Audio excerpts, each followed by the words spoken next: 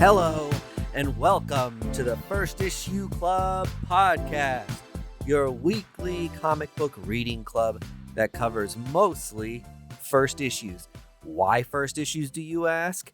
It's the most accessible, the most exciting new starting point for you to onboard into a fun and exciting new story, to support creators, support artists, and selfishly, you're going to get a little something out of it too, right?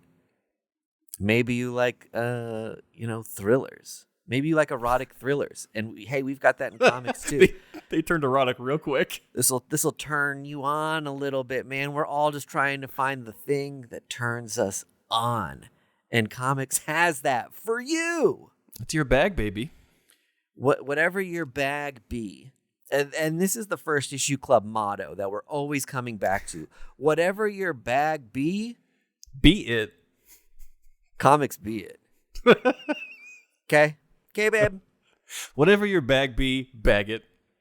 Bag it and board it.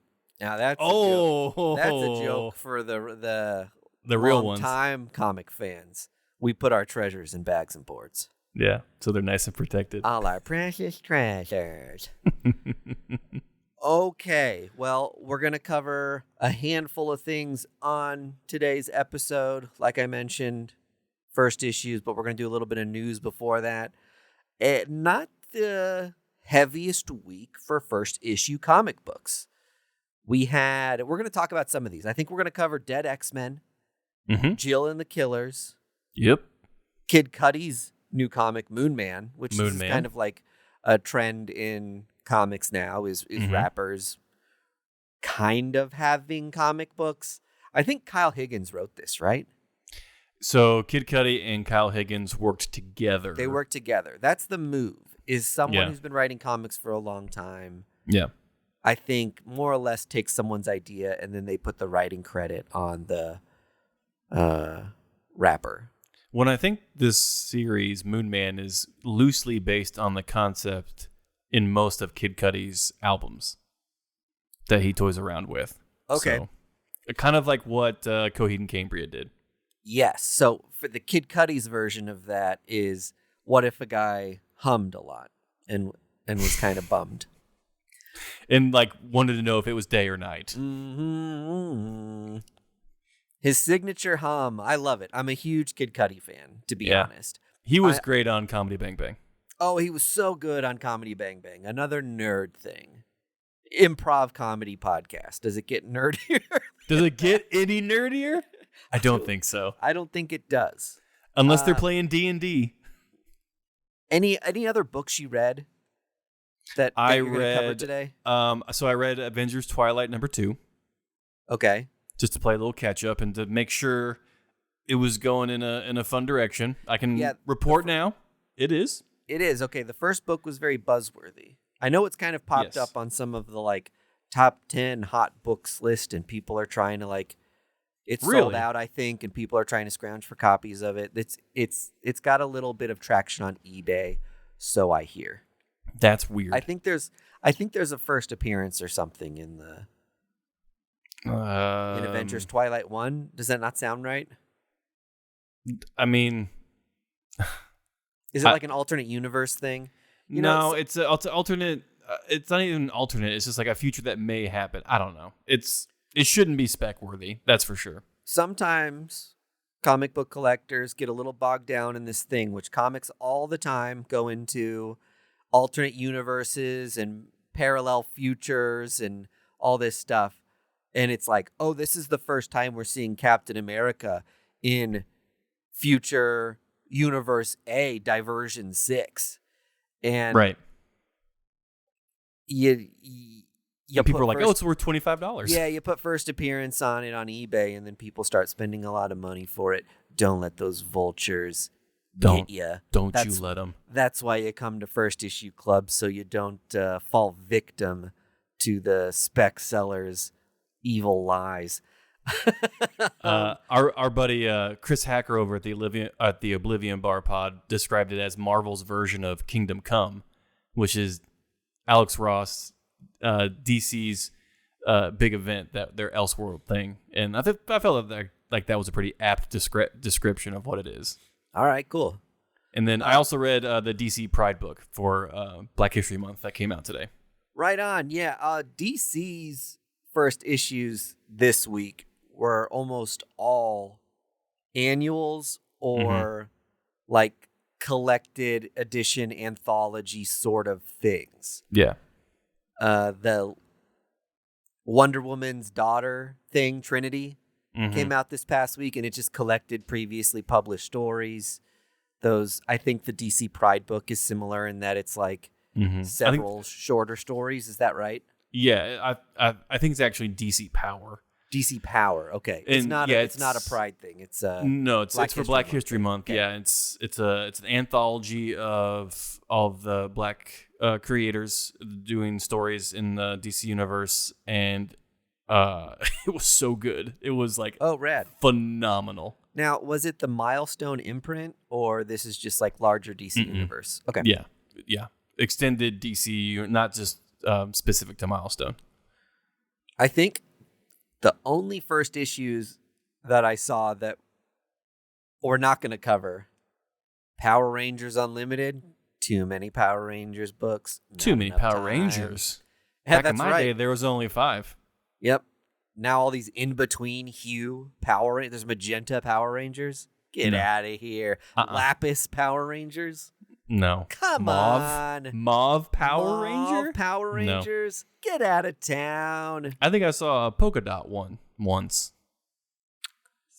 That doesn't even count. What'll they think of next? I don't know. Lilo and Stitch finally getting a comic book.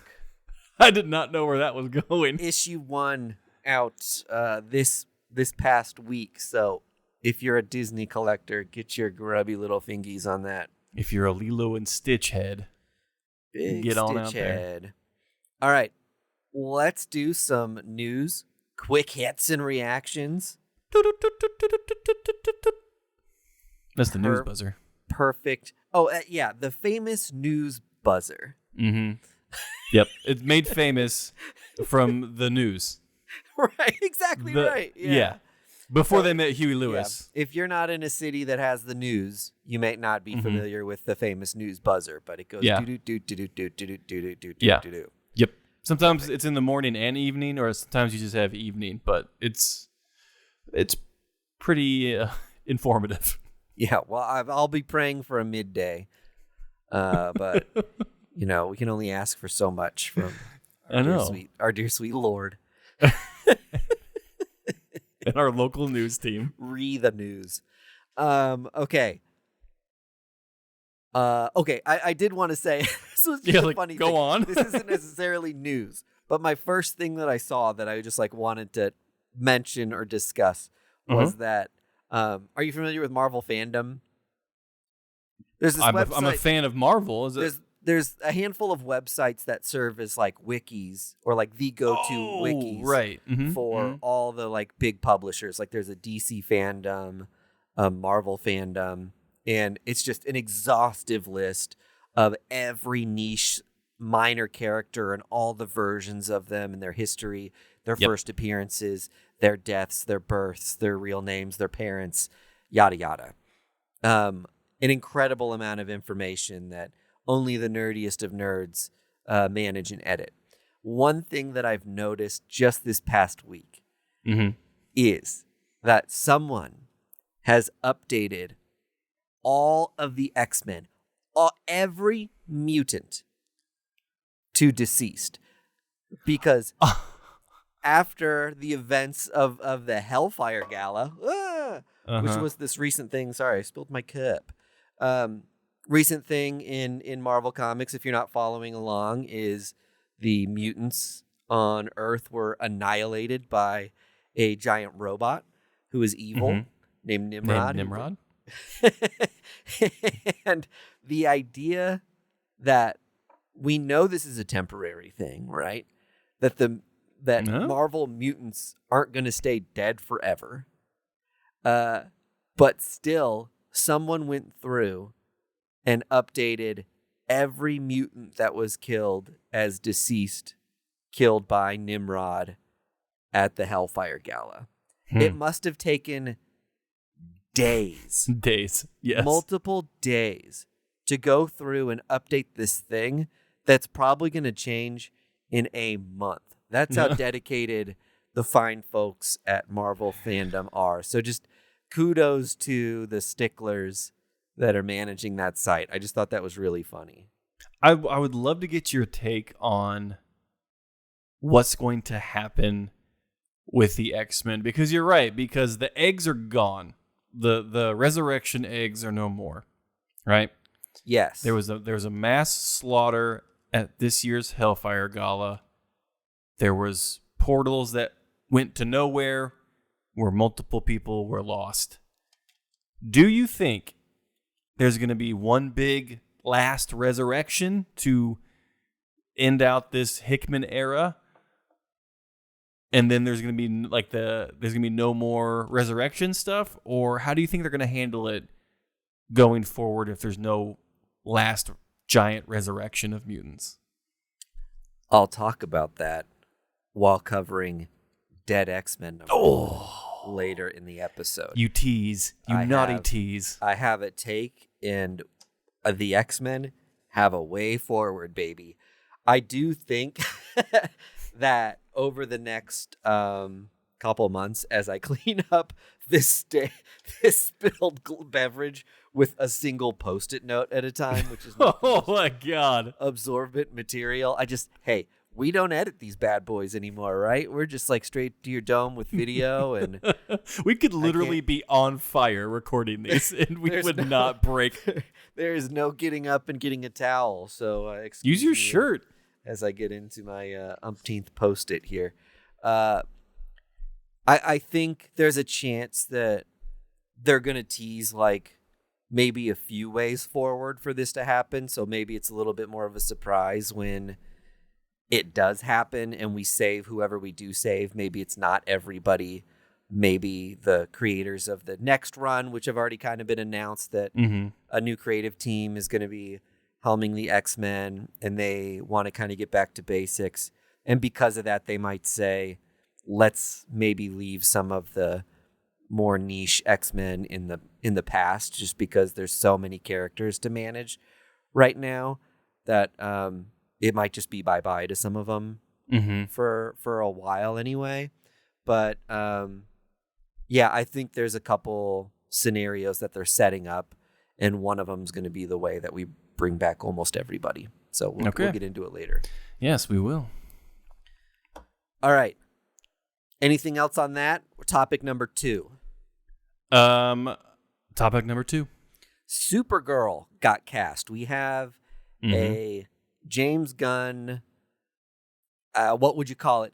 DC Initiative Supergirl. I don't know that he's directing this movie or not. I don't think the movie has a director yet, which some people are saying is odd that they've already cast Millie Alcock, who you might know as, forgive me if I'm butchering this fictional character's name, but Rhaenyra Targaryen from the House of the Dragon.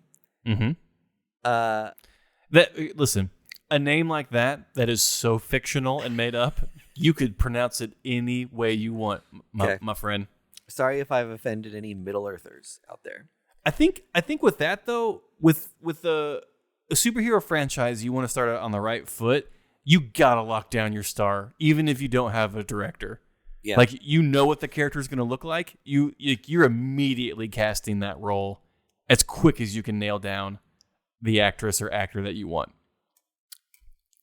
If you have a cast and a crew, though, that aren't on the same page, and your star wasn't selected by without talking to the people running the show, maybe, you kind of worry that the thing might be doomed and done in bad spirits from the start, right? Do we know like there's not a director?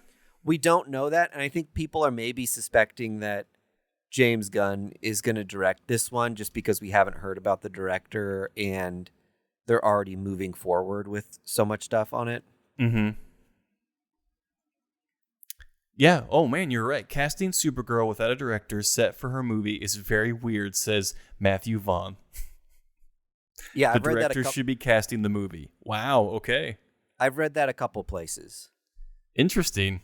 Well, and I also think that there's just obviously there's a rejection to the IP led movies and all these like massive franchises and anthologies of connected universes, right?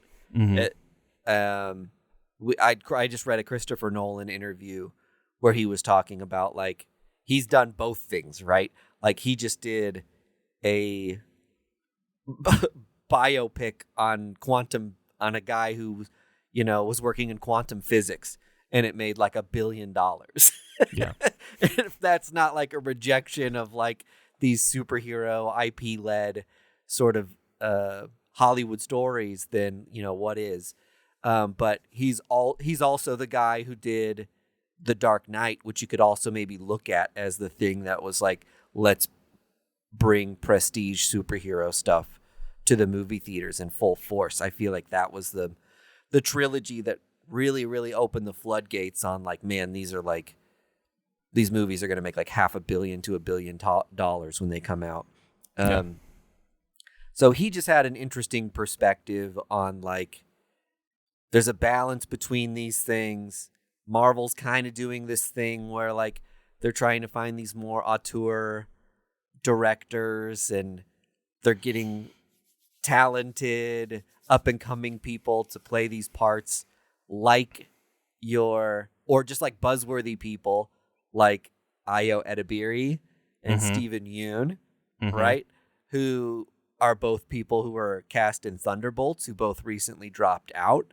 And I think, maybe that's a sign of another corner of Hollywood that's kind of rejecting the superhero stuff as like a career path or like a big thing. It's like, oh, I have a conflict that I can't do this big Marvel Cinematic Universe movie.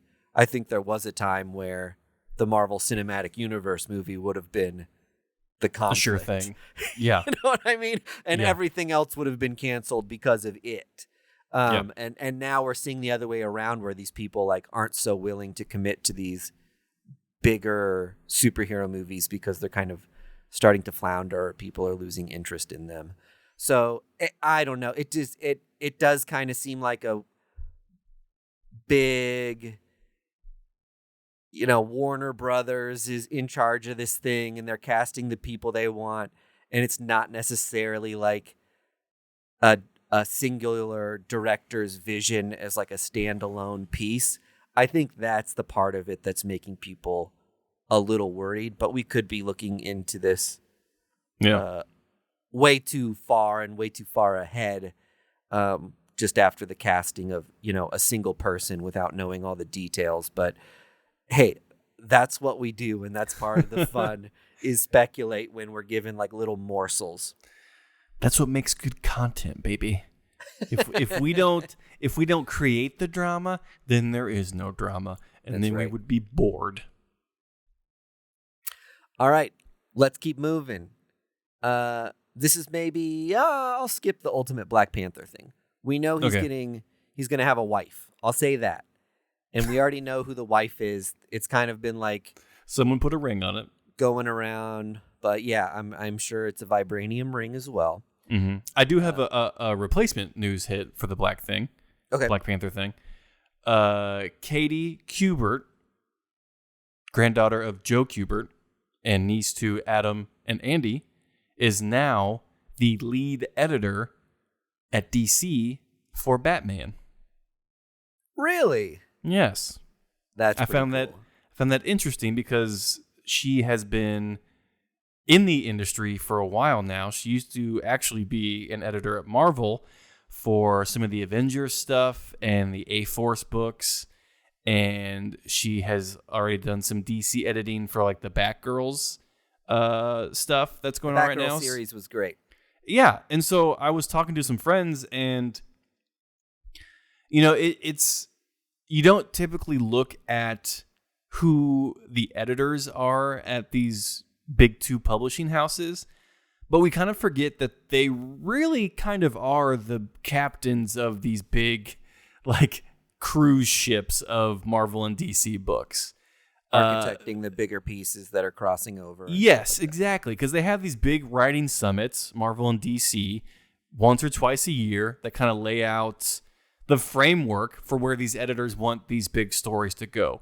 And so they'll be like, okay, Chip, we're doing this year, so we'd like Batman to go here at this point in time. And Chip has to go, okay, I'll get there somehow. Yeah. And it's funny because when a story's not good, people typically go, oh man, the writer really fucked up. And I don't know, I would say maybe 60% of the time you might be right. But sometimes if you get like an editor that just doesn't know what they're doing or like has lost the thread for their stories, like for the year, I mean, there's your culprit right there. If you can't wrangle all the cats, it's not the cat's fault that they got loose. Like, you're supposed to be wrangling them. So I like that she's going to be the new editor of the Batman stuff because she has already been an editor for so many amazing books and events at both Marvel and DC that it just kind of like proves that she's like, that she's really good at her job and that DC might be ramping up for some Bat stuff if they hired on her to like make sure it all goes well. Does that make sense? Yeah. Hey, some say comic book Nepo baby. I say legacy of family talent. Yeah, I agree. I don't think this is a Nepo baby situation. Maybe a Nepo niece. Sure. But like, people might say that just like, oh, because of the last name, like, oh, she just didn't have to work hard. She got her master's in business and art management and like fucking worked in the trenches and like did her shit. Like, Nepo baby, you think like a Nepo baby is just like a lazy kind of like shoe-in? Yeah, and I'll say, to be clear, I was definitely joking when I said that. Oh yeah, totally. No. I wasn't saying you were saying that, but to call anyone in comics a Nepo baby is just like, think about how much Andy Kubert was probably making money-wise at the height of his popularity. Right. It was like tens of dollars. He was working in comics when there was like hardly any money in comics. So it's, if you can give, if you can shepherd some of your family into that line of work and they're interested in it, it's like not a huge money-making endeavor by any means, right? It's a passion. Yeah, it's a passion. So that was my replacement news hit for you if we weren't going to do the Black Panther stuff. Great replacement news hit. Whew. Glad I got in there. Glad I was brave enough to speak up. Read Ultimate Black Panther if you want to see who T'Challa is married to. Mm-hmm. Okay, one thing I wanted to mention that we did talk about Ghost Machine last week, which is a new Jeff Johns imprint. Mm-hmm. And Andy covered that like anthology style book that they did that introduced a bunch of characters, had a ton of first appearances and all that good stuff. One thing I didn't know that I don't think we articulated at the show at the time is that these creators that have come on to Ghost Machines are exclusive creators, at least for the time being, which means you've got people like Jeff Johns, Jason Fabok, Gary Frank, Brian Hitch. I mean, really big names that aren't going to be writing things for Marvel or DC for at least the foreseeable future, which is pretty wild. Yeah, at least 3 years. With the timeline that Ghost Machine displayed in the anthology thing that they came out with last week, like those guys are going to be could be a few years busy. Yeah. Like they're invested in those stories that they want to tell, and I mean minimum 3 years they're going to be working at that.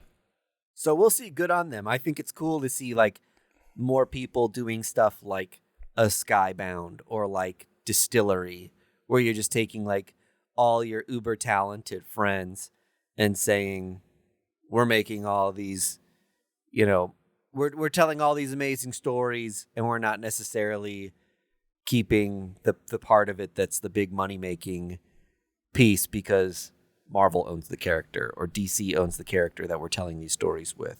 Mm-hmm. They've all cut their teeth at these big publishers, and now they're doing it themselves and creating some new characters. And hopefully this works out for everybody. I really dig the distilleries and ghost machines that are out in the world. I did want to talk about, hey, Greg and I are Kansas City natives. Mm-hmm. This is a big week for us. This past week, we got the Chiefs headed to the Super Bowl yet again. Mm-hmm. We acknowledge that we are the enemies now. Yeah, we're in our villain era. This is very funny that it seems like this was the season that I felt the change the most. That just like the rest of America just started completely hating the Chiefs. That were like very fun for like the first couple trips to the Super Bowl, and now it's like, okay, I wanted to see the like Lamar in the Super Bowl, and I wanted to see the Lions make it to the Super Bowl. Right. And 49ers Chiefs was just like the biggest, like, God, this just happened 4 years ago. Right. Well, here's what I tell those people. Every team, when they start the season, has the same goal, and it's the fucking Super Bowl. Okay? Everyone's clawing their way to get to the fucking Super Bowl. It's not our fault that your team didn't get in. It's like we just persevered and got there. Like, sorry, but not sorry. I think you could say, though, the script? Hey, maybe there's something to it. I'm just saying there were 3 missed pass interference calls and a couple unsportsmanlike conduct sort of penalties that I think could have easily not been called that completely changed the game. So if I'm a Ravens, I see and I hear the argument for Ravens fans. Given I'm born and raised in Kansas City, I'm a Chiefs fan through and through. I'm trying to be partial here. Yeah. I Some can't of the hear stuff it. I saw, even I can admit, was a little like, man, didn't seem like, given Lamar and the Ravens could have had a much better game. Mm-hmm. There were some pretty big missed calls and arguable calls that would have made a huge difference in like what ended up being a 1-score game. Okay. Yeah. Well. Okay. If ifs and buts were candy and nuts, we'd all have a Merry Christmas. Hopefully you don't hold us being in Kansas City against us after the peace offering I just tried to make after the olive branch that Mike D so strangely offered.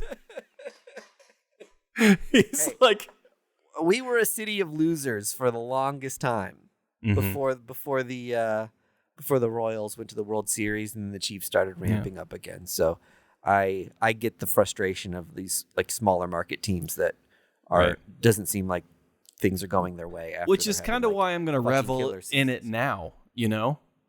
Because this isn't going to last long for the Chiefs. All right?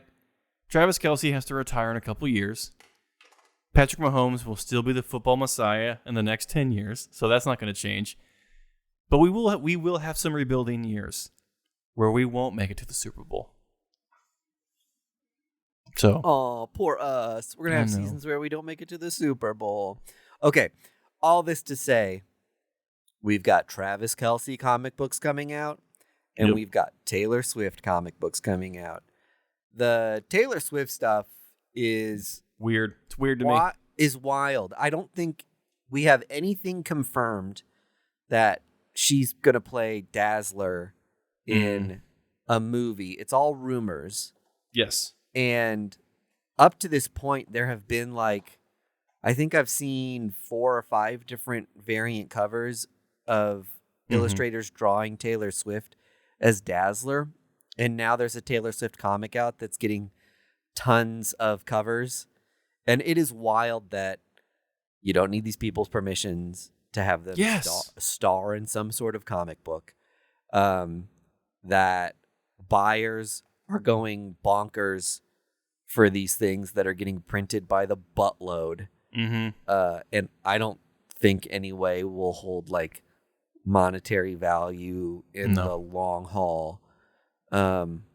It's just such a weird crossover of things. It's also, to me, it seems like the Taylor Swift comic, at least you hope, is like written for like little girls and is supposed to be like an inspiring story, but it's just weird that you've got covers that are drawn for adults, for male gaze, to collect on like and pay out the ass for as like exclusives and collectibles is just, it's kind of bizarre for what it is.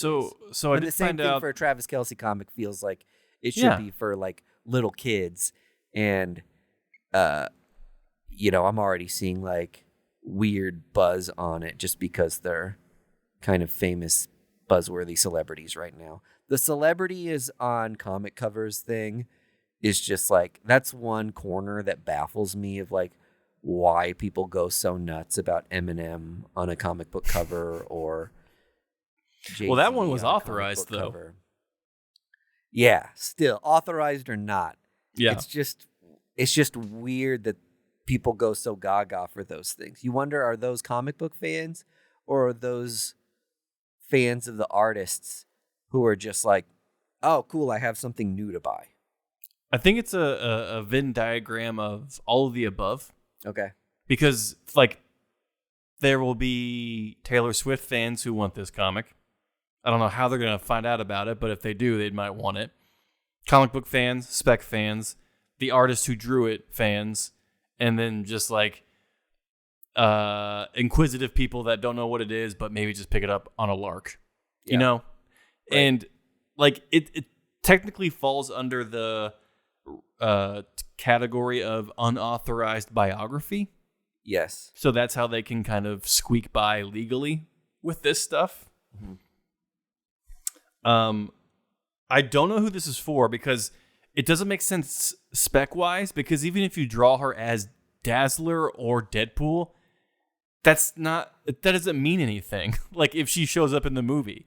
Yeah. Like that suddenly doesn't spike the price of the book. Like, oh, first cover appearance of, Taylor Swift as Dazzler. It's just like, who fucking cares? Like that's not a real thing. I do think there's the sentiment that like, oh my gosh, if it happens, these books are going to raise in value colossally. And I'm sorry, Jack. Here I am telling you that I think you wasted your money. That these will never be more valuable than the week you're purchasing them. Yep. I think the buzz is all in the anticipation. And that happens all the time with buzzworthy comics and sales and announcements that characters are going to be in movies that we think, okay, now this is going to be put more into the pop culture zeitgeist and more people are going to be familiar with and know who this character is, which is going to elevate a character like King Shark to Poison Ivy status because he's in a movie now. Yeah. And we're finding that they're putting so many superheroes in movies that those characters just aren't becoming the big pop culture icons that are making these books like rise colossally in value. I mean, they go up in value, and it's more of a fun thing now to say, hey, I've got the first appearance of King Shark, which used to be like a $4 book. It is probably now like a $5 book, or who knows what it is. But there were, don't pay $200 for a slabbed copy of one of these things is all I'm trying to say. I would say the only way that the Taylor Swift Dazzler thing will make you money or makes the most sense is if it is on a Marvel cover that where like Taylor Swift knows about it and signs off on it that she gets to be depicted as Dazzler, and it's like, how like the World's Finest had like like the Jerry Seinfeld cover or like the Paul McCartney thing. Like if you do it like that, then yeah, that's the first appearance of Taylor Swift as Dazzler on a Marvel comic. Okay, Taylor Swift drawn as Dazzler on like, pig knuckle comics isn't like a thing. It's not gonna make you money. Like, it only makes sense if it appears on Marvel comics. Yeah. Full stop. Into discussion. Well, yeah, there's those comics of like AOC in like a scantily clad superhero outfit, and it's like, what are we doing here? It's rough. It is rough out there, folks. It's just the dumbest shit getting printed. You know what ends up being worth a decent amount of money, like several years later, are those movie promo covers. Oh, yeah. Have like Robert Downey Jr. as Tony Stark on the cover. Yes. Or this, an issue of Spider-Man that has a variant with Andrew Garfield as Spider-Man on the cover. Mm-hmm. People tend to like get nostalgic about those things and want them, when at the time those books just look like corny promotional garbage. But after time, the movies are loved, and then people get nostalgic for those things, and then the prices of those go up. So yeah, I think you're right. I think if it is a Marvel thing on a major title and is a little more like sanctioned, not some weird independent publisher doing a trashy comic book as a cash grab, then it's a little more of like a fun thing to have. Because let's be honest, it doesn't matter what is inside these books. It's the cover. It's all the cover. It's the cover. Yep. Same with like the weird Winnie the Pooh Tigger stuff. Yeah. Where they're dressed as like Marvel characters. Those could be filled with blank pages. It doesn't fucking matter. It could be like a journal. Like that's all cover spec stuff. I'll also say, and I think this maybe is an unpopular take, I am so not here for the like horror versions of these like sweet loved characters that have fallen into the public domain. Like, oh, right. Like Steamboat Willie. Yeah, like Steamboat Willie's having a horror movie now, and there was a Winnie the Pooh horror movie. Yeah. And it's like, can't Winnie the Pooh just be a nice, sweet, cute thing? Like, do you, like, as soon as you get a chance to do something with it, do you have to do the most awful thing you can think of? No, like, I think that's like just the human condition, man. I just fucking hate that. I mean, you think about all the things that you, like, love and cherish and hold a special place in your heart, and, like, how important Calvin and Hobbes is to people. Mm-hmm. But it's like, someday, Calvin and Hobbes is going to enter the public domain, and you know what? Someone's going to make a freaky porno horror movie out of it that completely violates the spirit of the thing. It's like, I just hate it. And I know a lot of people like it, but that's just me. I don't know if it's like a like thing or just like a perverse fascination of like like people think it's like a dissection of the character and like a new outlet. And it's just like, no, it's just trash. It's like, it's not good or in the spirit of the character. So like, don't try to like gussy it up in any way. Okay. I think you make a good point, because I looked up Winnie the Pooh Blood and Honey, which was the name of this stupid horror movie they made. Mm-hmm. Guess how much it grossed worldwide? We're not just going to say a release in America. How much did it make in its worldwide release? $10 million. Cut that in half. $5 million. $5 million. How much did it cost to make? $100,000. Oh, then those guys were sprinting to the bank. Yeah, they raked it in for what this thing cost. They could make another movie for the rest of their life and be fine. So yeah, someone's just gonna keep doing this shit, because like, if you can cash a $5 million or $4.9 million check based on your gross earnings of this thing, then people are just going to go after it and make really shitty movies that people will just see from the shock value of the movie poster or the trailer. Yep. That being said, I think that low of a number kind of shows you that it is more of a news story than it is people actually interested in it. That's a lot less money than I thought that thing made based on how much I heard about it. So that's good.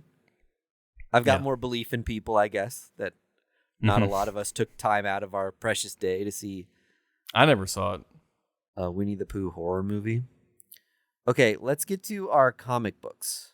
Yes. We've filled up a half an hour talking about comic news, whining and dining you with the latest of what's going on, and the conversations hopping and popping in your comic shop. Now, next week when you go into your comic shop, you can say, you know, what about that new Supergirl? What do you guys think? We've armed you with the ability with fodder to fit right in. Yeah. Hey, of course, generate your own takes. You don't have to have the same opinions as us. Yeah. Say, hey, I heard the guys over at First Issue Club, great comic book podcast, talking about this. What do you guys think?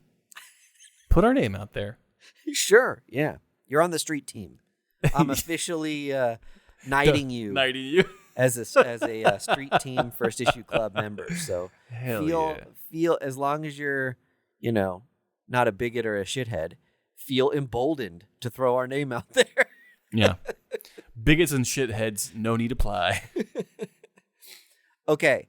Let's talk comics. Do you want to talk Moonman? Cudi Moonman first? Because I think maybe that's the biggest, or like one of the more talked about books this week. Yeah, so Kid Cudi and Kyle Higgins had a new book out called Moonman.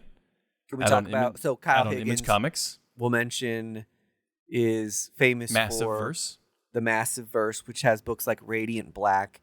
He used to work on those Power Rangers books, and Radiant Black is kind of like his independent comics version of Power Rangers. Right.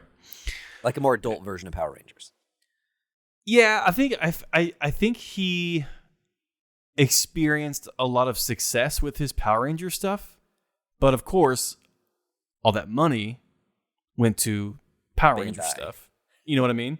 Yeah. And so he was like, well, if I can be this good, but in my own Power Ranger universe, then Kyle Higgins gets the money. Yeah. And so that's where the Radiant Black stuff came from. However, ain't that the story with all modern comic creators? Moonman is allegedly, as rumor has it, going to be set in the Massive Verse eventually. Oh, I did not know that.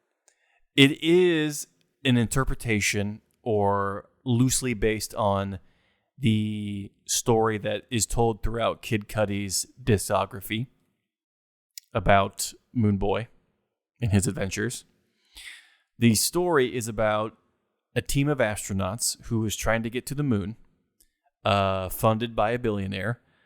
There is an incident that happens, and for 7 minutes, they are gone. They lose radio contact. The people on the ship don't know what happened for those 7 minutes, but that's the big mystery of the book. What happened in those 7 minutes? And so they get back home to Earth. They go through all their tests and stuff to make sure that they're not sick or have any kind of weird diseases. And then, you know, they're kind of released back into the world, like, and they are getting, you know, popularity in book offers because they're kind of infamous now for having this kind of historically failed mission where they don't know what happened. There's a big mystery around it. Yeah. But the titular character kind of tries to reconnect with his younger brother. And it's set in Cleveland. So they're out there in Cleveland in this family house. And, you know, it's difficult for them to reconnect because the older brother basically went off to go into space and left his little brother behind, and they lost that kind of familial connection, and there's that internal struggle there for them to force a reconnection, which I think is very relatable to people that maybe go off to college and leave their little brother behind, or siblings that grow apart. So that part of the story was kind of cool to see play out. I'll say this already sounds like 10 times more of a like personal, intimate story than I expected. Mm-hmm. Yeah. Kid Cudi's Same. Moon Man to be. Yeah. So that's cool. Yeah, it's very cool. And then there is like a commentary on kind of like there's like an Elon Musk character who funds the trip to the failed mission to the moon because his son is one of the astronauts. And there is a lot of pushback from the public to this billionaire character because he's kind of, a billionaire, and billionaires are typically just evil people who are concerned about getting money. So that's how he's portrayed in the comic book. And the main character's brother is participating in one of the protests, and the brother goes to try to save him, and these weird powers start activating in the brother because like fueled by like an emotion. Okay. And that's where we're kind of getting this peek into what's happening to these astronauts. They may have developed or got special powers, and we're going to find out as the series goes on. The art in this was fucking wild. It was so good. Okay, cool. It flowed wonderfully, but there are splash pages and single pages that like just ignore every rule about paneling and gutters in the best way possible, and it's just really fun to look at. And it reminds you of like old Milestone, Static Shock issues of comic books. Yeah.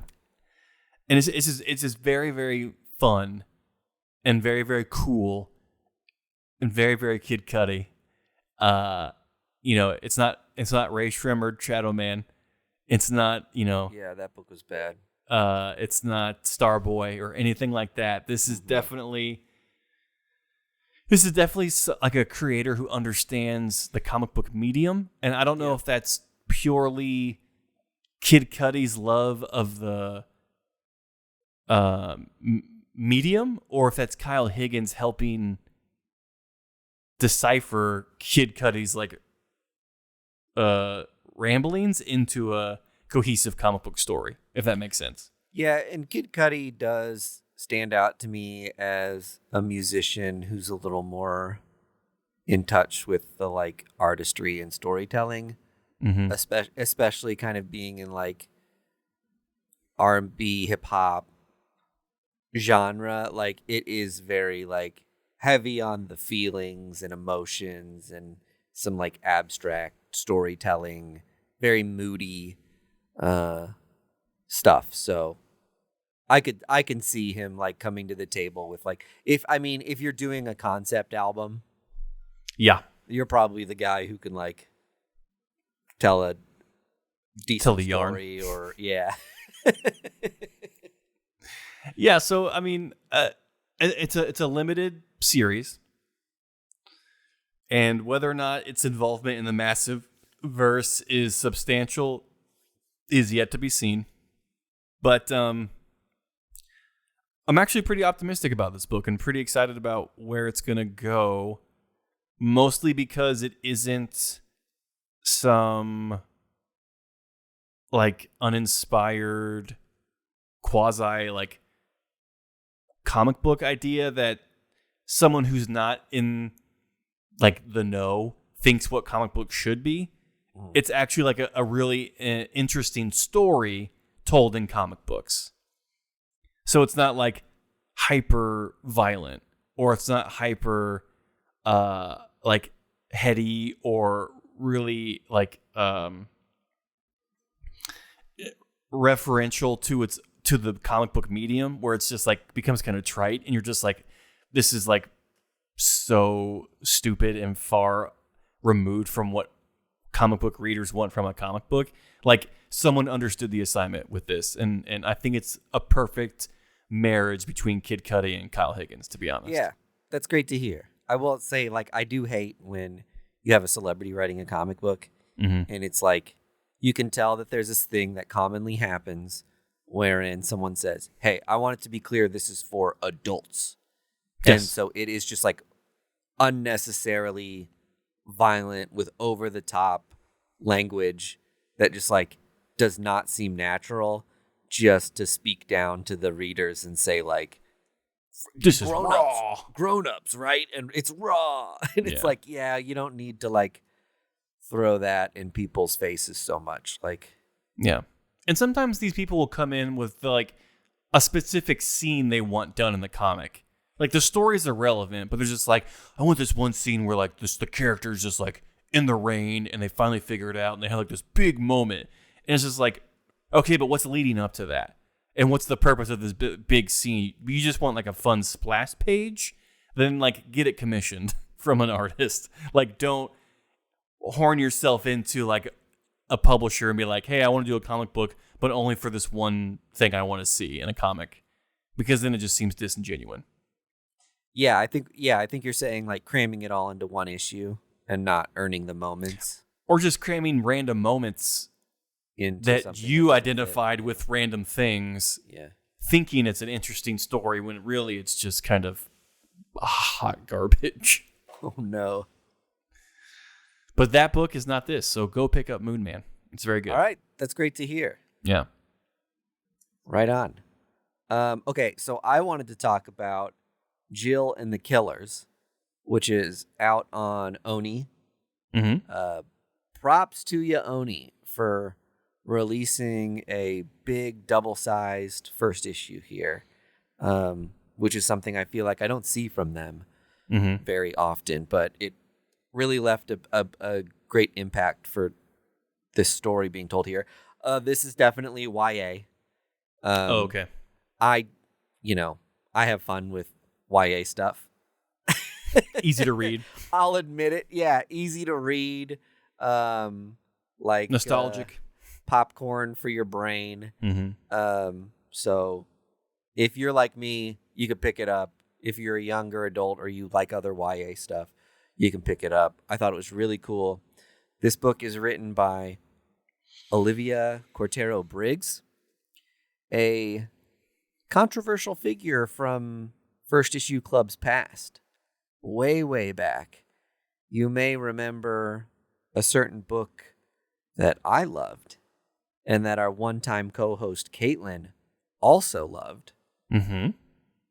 But an old member, the Budget King and Greg Lichtig, had a little bit of a problem with. Oh, boy. Mary Shelley. Oh, Monster fuck. Hunter. God damn it. I thought that comic was phenomenal. And I think the author has another great comic on her hands. Yeah. This one was like really cool. Right. Okay, so yeah, that was just a fun thing for First Issue Club fans. FIC history. That have been around for a long time. You'll probably remember that we like really got into it that episode about like period pieces and doing things with like historical figures and stuff like that. And right. I don't know. I really liked that comic. And to be fair, I probably should revisit that series and see if I feel the same. So we only covered the first issue, right? Yes. I think I bought the rest of the series for Caitlin and gave it to her for her birthday. Yeah, and you drew a picture on the first one. Oh, that's right. So the first one has a silhouette of Frankenstein kind of like in the snow. It's Frankenstein's monster, excuse me. Yeah, in the snow or in the sky, and I filled it in with a character and wrote happy birthday on it and gave her the rest of the issues. Yeah. So I threw it away. Yeah. Oh no. I'm kidding.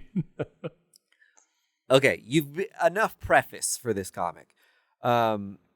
The story goes, we follow this character Jill, and she's introduced as this high school student whose mom has disappeared. She hasn't been to high school for a while because of that, and she's wanting to go back. But in going back to high school, she's kind of having a hard time readjusting. Her friends have kind of moved on to new things and different interests, and she's like, oh shit, like it all got away from me, and during this like super traumatic thing when I really need these people in my life. She finds out that her friends are big into like murder podcasts, and they're trying to keep that from her because they're like, is this sort of violent stuff triggering for you because your mom is missing, yada yada yada. So they're trying to kind of keep her out of it, which is just worse for her. So some great like setup and teen angsty stuff and high school drama that you love to see in YA stuff as it is. Right. In any case, here we're getting to the crux of the story here. Does she start her own podcast? Our lead Jill says, okay, I'm going to buy this murder mystery game that's like a subscription box sort of thing. Yeah, I've done like, one of those. Get my friends like back into this and hang out with me and all that stuff. And there's this one where they like make the game specific to you, so you write in some stuff about yourself. So Box shows up at the house, and it's got all these like case files and things in it. And the kids open it up, and they do their murder mystery board and go and research the stuff. And there's like fun things that it's like paralleling with their high school is written into it and all this stuff. And so they're trying to solve this crime. The next day, the game comes. So we realize that oh no, the first box was actually supposed to go to our lead Jill's mother, who is missing, who it turns out was a detective. Oh. And so they were working an actual murder mystery in the town without knowing. And now they've kind of discovered, oh shit, we already have leads on this and we thought it was a fun game. And now we're in the midst of like solving this like actual murder mystery. I love that. That somehow is tied to her missing mother. And you know how I said that's it's a double issue? Mm-hmm. This is like the halfway point of the issue. So you have a whole other comic worth of story and world building and character introduction. Mm-hmm. Fantastic comic book. And I think like in the spirit of First Issue Club, as like we're trying to give you cool, fun books to onboard into that are accessible and make comic books less intimidating of a hobby to like find your way in. Mm-hmm. This is a great, fun story that I think is easy to read because it's YA and it's not doing like crazy shit with paneling that makes it kind of hard to follow. Mm-hmm. And because it's YA, it's just like fun. So this is like a big recommend from me. It's like $6.99, which is kind of a higher price point for a comic book. That's not bad though. When you think about it, it's like really the size of 2 comic books without any ads. So like they're already big, long comic books as it is.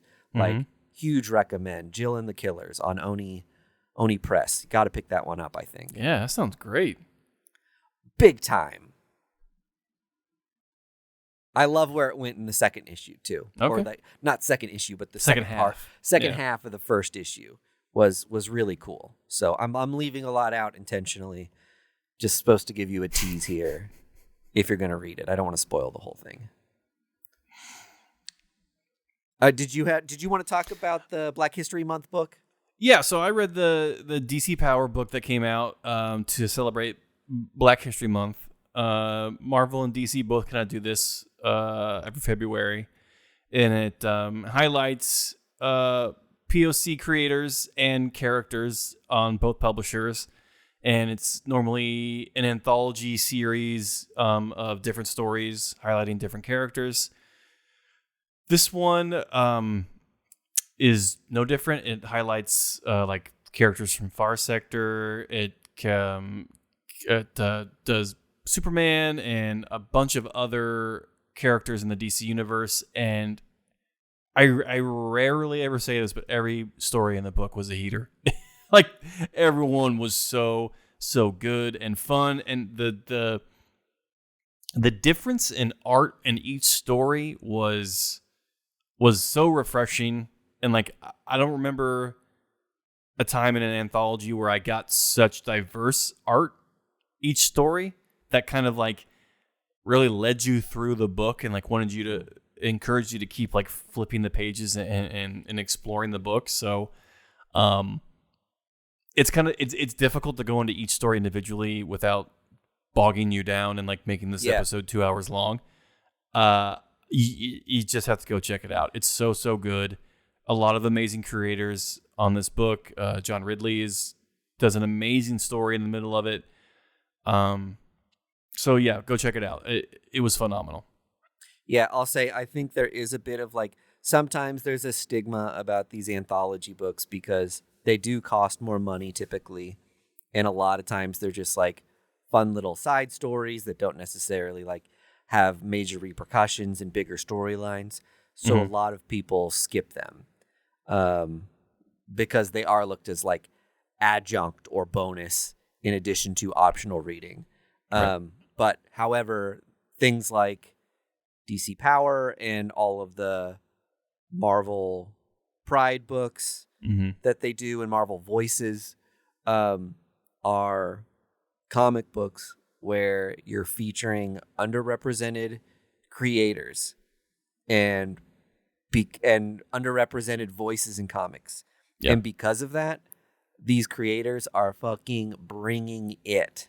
Yeah. Right? Because they're getting a chance to do these things. Like you said, we've got people like John Ridley who are writing like comics all the time and are like famous names. Yeah. And, you know, it's important that these people are the voices on these comics. But to me, one of the coolest things about it is all these people who haven't had opportunities coming to the table and getting these opportunities in these books. And you're just like, holy shit, like this person fucking brought it. And it's cool to see like next generation talent and I mean these books really are to have their voices heard. Yeah, absolutely. They really are just like showcases of new and maybe not so new talent that people need to be exposed to because they're these raw and up and coming creators that are just like waiting for the opportunity to be in a Marvel book or be in a DC book. And Mike D, you're absolutely right. Like they just bring fucking flames to these books of like, this is the talent I have. Like, you think I'm good in this, showcase series? Put me on fucking Spider-Man. Put me on fucking like Batman. Like, then see what I can cook up. And I love them because it is like just like a mixtape of talent that you get to be exposed to. And it's so cool. Yep. And we've said this before, but we've got 60 years of the old white guy's experience being translated into comic book forms. Right. So when you get these different voices, it's like so fresh and it's very refreshing. Cool. Yeah, totally. All right. Last one I'll cover, and I'll try to do it quick, is Dead X-Men. And we did kind of tease that like maybe we're going to find out a little bit about where X-Men's going to go. This book, extremely inaccessible. So this is a tie-in. It's like a 4-part tie-in to this like larger X-Men universe thing that is happening with the repercussions and fallout of Fall of X. So again, a couple weeks ago, I was talking about how I had a lot of fun wrapping up a lot of the story arcs that have been finishing over the last month or so with all my X books. And I was like, the Phalanx is a big part of it, and the Sinisters achieving Dominion, and Orbis Stellaris, and, Moira clones and alternate timelines and lifelines of Moira. And it's just like, unless you've been reading every single one of these X books, you're just going to like roll your eyes at this stuff. So that being said, a lot of that stuff happens in this book. Is like a continuation of all that heady, high fantasy, but in Marvel Comics type of shit. Let me try to give you like the Cliff Notes version that is just like maybe fun to follow along with, as someone who's just like interested maybe in what's going on in X-Men if you're not reading all the books. Yeah. So, we've got like a special ops kind of team of mutants that were specifically resurrected by Ascani, which is like Rachel Summers' name, mutant name. And she's made this like specific task force to go find Moira, a Moira that's still alive. And these X-Men are bopping through these different sinister universes. Oh, cool. Or what's left of them anyway, with Rachel Summers kind of acting as this conduit that's like pushing them into alternate timelines, in order to try to track down Moira. And this team is made up of Frenzy, Jubilee, Prodigy, Dazzler, and Cannonball. And so it's like a really weird, fun mix of characters. And Prodigy's mostly there because his power is to like soak in the knowledge of those around him. He's not necessarily like a normal telepath. See, already as I'm talking through this, I'm like, this is not the easy Cliff Notes version, right? It's just like impossible to do this. But he can get close to Moira without her having her guard up for like telepaths. That is just like, he's going to get close to her and unexpectedly her mind is going to imprint on his. And Charles is going to be able to use that to map all these lives of all the Moiras with the hopes of them sending Charles or some of the X team back to get in the way of whatever ended up happening with House and Powers, right? It's like, can we find a point early enough for Moira where we either change her trajectory in her life or maybe we kill her before her mutant powers manifest? So you're talking about like killing a child Moira at that point. A baby Moira? A baby Moira. The really fun thing that happens in this is that the Moira that's left over that they find in one of these universes has assembled a weapon that they're calling Weapon M. And it is mostly built out of the corpses of different mutants. So it's got all these pieces and powers and things that are going to enable her to jump back in time around her own timeline herself. So the X-Men... So she like wear it as like a backpack or something? No, it's like a big axe. But it's made with like, you know, some dead Wolverine adamantium and some of Omega Red. Whoa. And, you know, she's got the black hole powers of... I'm trying to think of that kind of horse-looking mutant. In any case, cobbled together mutant powers, and she finds kind of like the last piece to like power this thing in like one of the last panels of Dead X-Men 1. So X-Men have her and are going to be able to jump around the timeline to find the right point in time to get to Moira before all this stuff happens. And then this Moira is also going to be able to go back in time to find herself, to relive those things, to change her own future. So we're going to have some battling there. So holy shit. Again, really, really fun if you're all kept up on X-Men. If you're not, you're just going to be like, what the fuck am I reading? Kind of like how I was when I read The Resurrection of Magneto. Yeah, exactly. I think if you're not reading any of this stuff right now, like try to do this thing where you're just like listening to podcasts where they're giving you like the Cliff Notes and just try to have fun with like the news about like what's going on, and less so like maybe don't waste your money on the comics. Yeah, the hearing about it is better than the reading it. Yeah, right. 'cause I think without knowing this stuff, if you read Dead X-Men, you know, you wouldn't have been able to give like an inch of a synopsis. You would have just been like, what the hell did I just read? Yeah. No, that's awesome. Still waiting for the collected edition to tackle Hickman's X-Men stuff because, ooh-wee. Got away from me quick. Yeah, I mean, that'll be like 14 Omnis. Like, that'll never happen. It's just like way too much. I'm ready. My body is ready.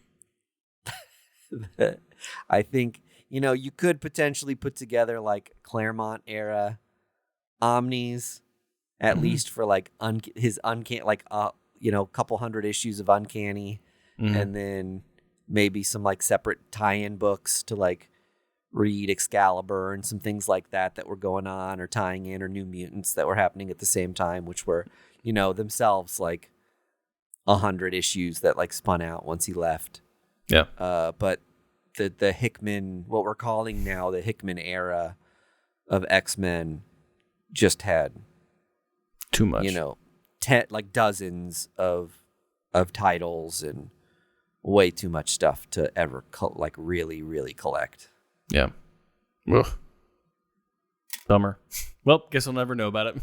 Yeah, I mean, you could try on I guess I could do Marvel Unlimited. You could do it on Unlimited, but working out like the timeline of like when to read. Like, I just read X-Men #1, so I'm gonna X-Men Volume 6 #1. So now I've got to hop to Excalibur Volume 4 #25, and then X-Corp #3.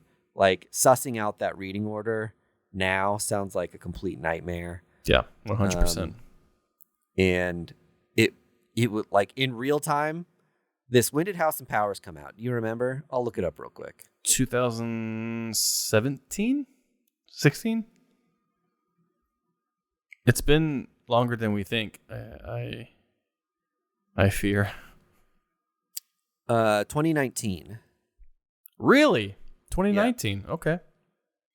I guess that yeah. makes sense because we went to C2E2 and it was still fresh, and that was right before COVID. Yeah, premiered.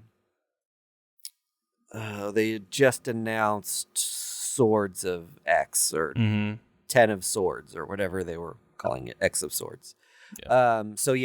I think even if you're doing it on Unlimited, I still think it would take like 5 years. Damn. It's 5 years worth of weekly comic books. Yeah, holy shit. I didn't realize that. So best of luck if you want to go on that journey, but I say, read the synopsis somewhere and move on with your life. Stay tuned to First Issue Club 5 years from now, where I finally finish reading it. Finally finish it, and you can give your own review of Dead X-Men. And it'll be, it was good, I guess. It was all right. It's kind of hard to explain. Yeah, that's the thing. I've invested like thousands of dollars in 5 years of my life into these things, and I'm still just like, it was kind of hard to follow still. Yeah, it was okay. It was fine. I wish I had my money back. Ridiculous. All right, that's another episode of the First Issue Club.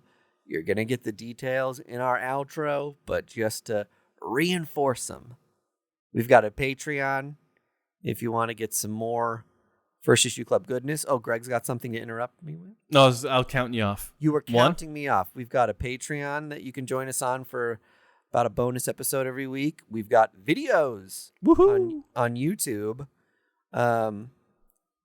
So watch us over there for free. For free. You can watch the video version of this. And then we're also on all the social medias. We've got a fun TikTok with fun clips from the show and stuff like that. So you can interact with Greg on all that good stuff. We've got a Discord you can join too and chat with us about comics. It's a fun community on there, and yada yada yada. And it is really fun to hear from you guys about comic books that you're reading or stuff that you liked from the week. So please don't be shy. Join the Discord. Join us on Twitter. We do have a free section of the Patreon too. So like Mike D said, patreon.com/firstissueclub. Head on over there. Check it out. And let's go Chiefs! Fight. First Issue Club is edited and produced by Mike DeStacy, Greg Lichtag, and Andy Vargas. Follow us on social media at First Issue Club, and check out our Patreon for videos, audio, and more at patreon.com/firstissueclub.